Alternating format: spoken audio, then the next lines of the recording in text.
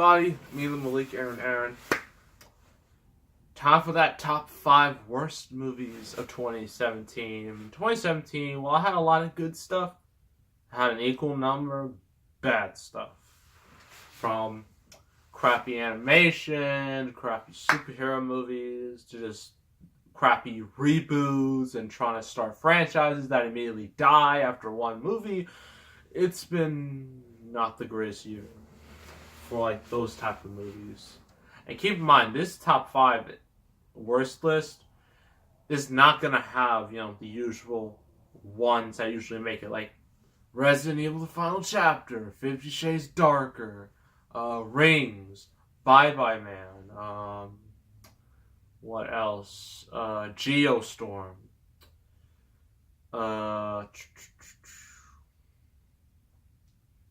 Wish Upon is another one. Like Snatched, King Arthur, like none of the usual suspects when it comes to this type of list. Mainly because I managed to avoid a lot of crap this year. But there were still movies that I still thought were pretty crappy in my eyes. And some of these will be extremely controversial, so just full warning. Okay, number 5. I don't have a card for this because I memorized these all in my head. Number 5. A lot of you are going to hate me for this, but this is my list. Alien Covenant. Now, some of you are probably typing right now, how could you hate this movie? This is great. Yeah, but here's the thing. It's not the movie I wanted, okay? Because I'm one of the only people on the planet who really liked Prometheus for what it was. Sure, it had dumb moments, but I enjoyed it. And I enjoyed the type of questions. It came up, and I was looking forward to a sequel, seeing, like,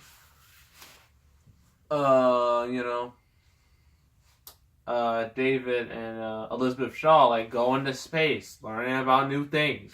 That was what I wanted. And they actually showed that in a promotional thing, like in a promotional video that was never in the movie, which frustrates me to no end. Then, like, what the movie got, well, in my eyes, it was terrible. Like, in the beginning, it was literally the same as Prometheus. Like, nothing has changed. And I'm just like, really? We're doing this again? They're going on an empty ship. They're going through the same stuff.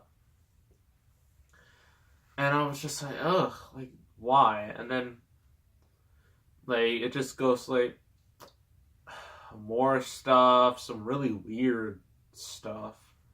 And then I found out they killed off Elizabeth Shaw, and I'm like, what?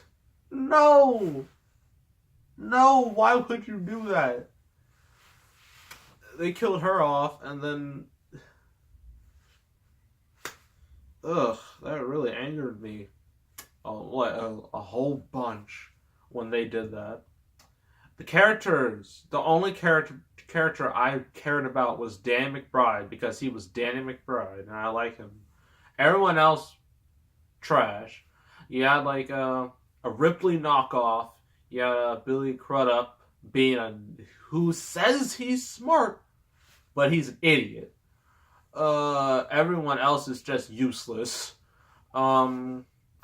David, Michael Fassbender, he's great. He does 2 androids in this movie, which is equally impressive.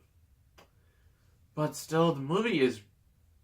And also seeing, the typical alien creatures was nice.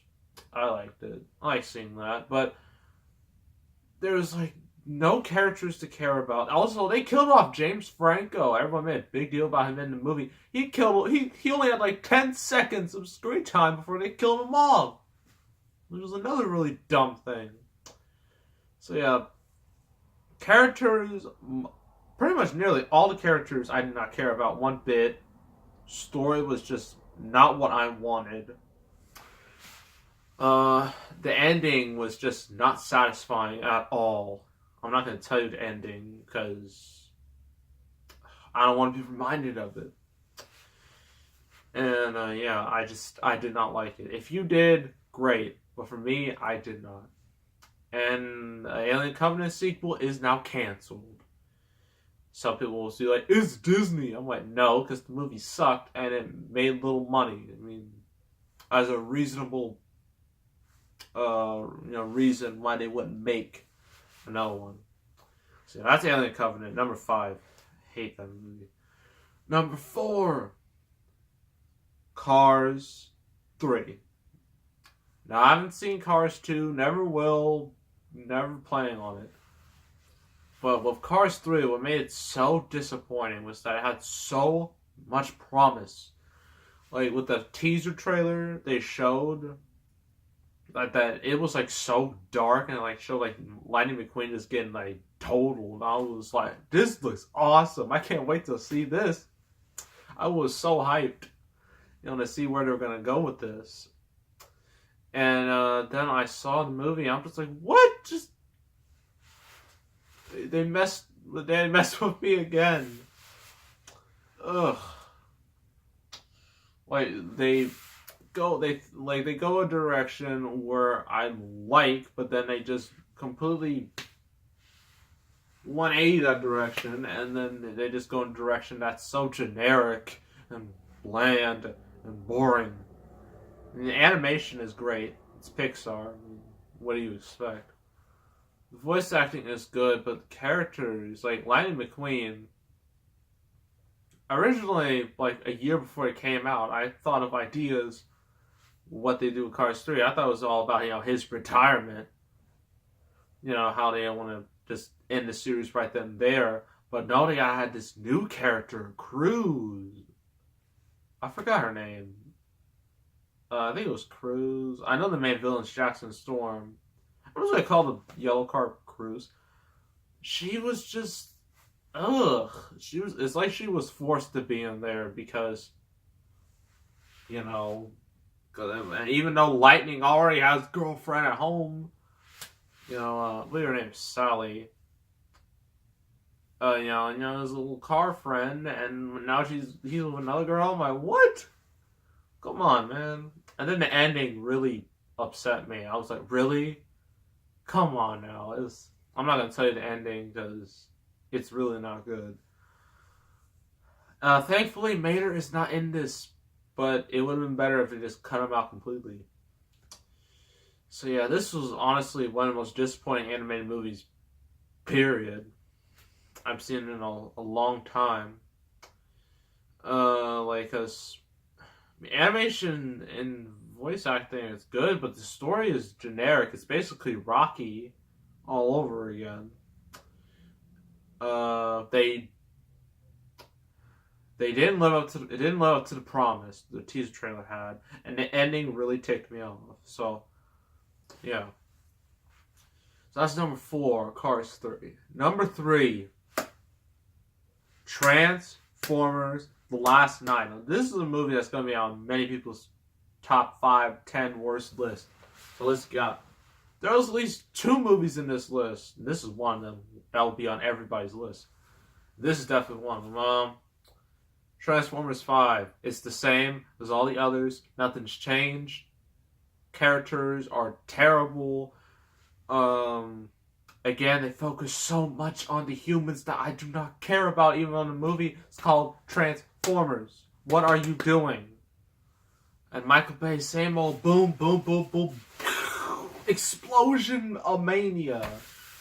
It's, rocket mania. There's a bunch of explosions everywhere for no reason.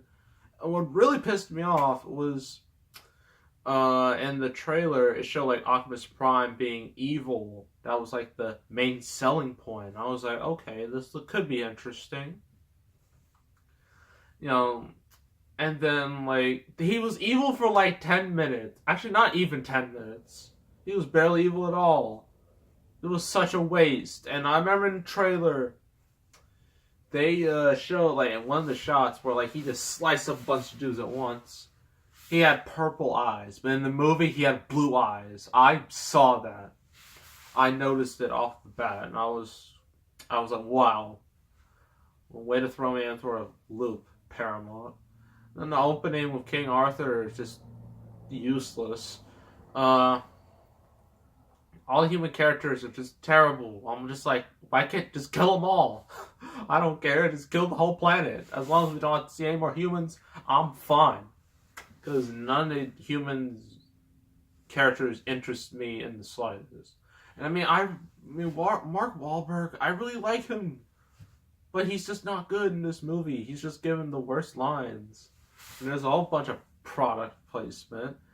And as usual, a bunch of racist stereotypes. And this movie goes on way, way, way too long. Excuse me. It goes on way, way, way too long. And it tires you out. And also, what I noticed is that this was done intentionally. Like, the screen, it continuously changed. It went from small to big, small to big. And I'm like, what is happening? Why is this happening? And I heard Michael Bay did it intentionally, but it was so distracting. Like, it is seriously distracting. Yeah. This is supposedly, the last Transformers movie Michael Bay will make. I highly doubt it. Actually, no, because I don't doubt it, because this movie failed miserably. It was the worst performing Transformers movie ever in the States by a lot. I mean, like, compared to the others, it took a massive plummet. Especially overseas, Transformers, what makes them make more movies is overseas. It didn't make any. China didn't help it this time, so I don't know about that Bumblebee movie. It's probably gonna suck, but it has John Cena, so I'm probably gonna watch it for that sole purpose, because that's John Cena. So yeah, Transformers 5, terrible. Don't watch it. Number 2, Justice League. Some of you are probably shocked. You're like, how is Justice League worse than Transformers? Well, for a number of reasons. It's not just the movie, it's everything surrounding the movie too. First off, the story is weak. It's terrible. It is so generic. So straightforward. No twists and turns. No stakes. No consequences. Completely destroying anything that the other movies did. Batman v Superman and Man of Steel. And they just changed it entirely to like a Saturday morning cartoon. And I know there's that Justice League cartoon that everybody loves, and I love it too. But you can't just go from one thing to another, like, so drastically. Like, you don't do that, because that's just dumb. Characters, none of them matter. The only one I like were Wonder Woman, because she's the only decent thing. Wonder Woman, Batman, and that's pretty much it. Those two only. Superman, oh wait, we'll get to him later. But Flash was just weak comic relief. Aquaman was just he's like one of those, basically Jason Momoa, thinking he's Aquaman. Just like, what up, dudes?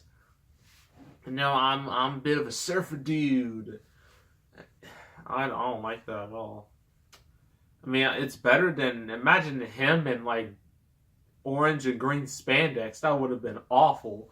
Thankfully they didn't go that route, but it's still not good.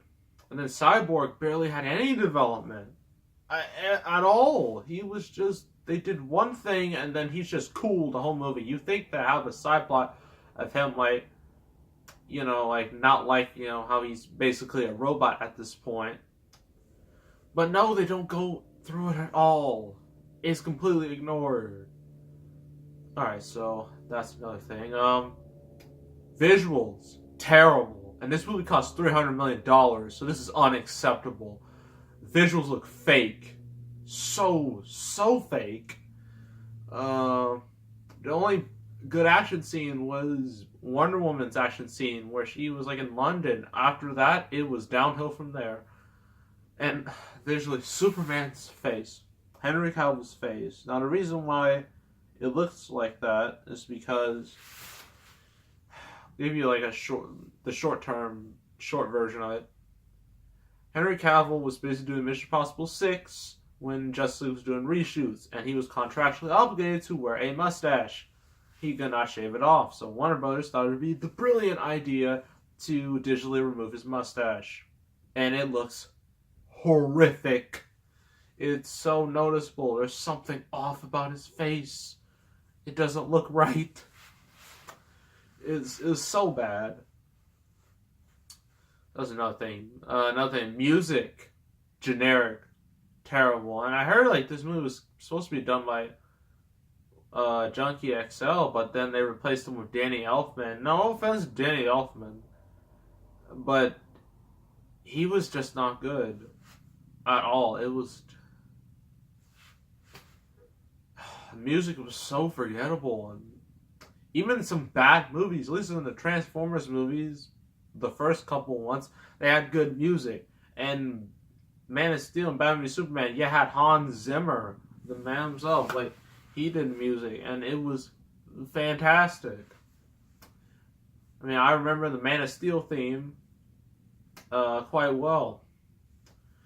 So the music was bad, and then finally, all the crap Warner Brothers did in the making of the movie, like, after Batman v Superman, they wanted to fire Zack Snyder, but since they only had a two-week window between Batman v Superman coming out and filming Justice League, like, that alone is beyond stupidity. Just so bizarre, but they couldn't do it, so they just kind of let it happen. And then everything was just going, ugh.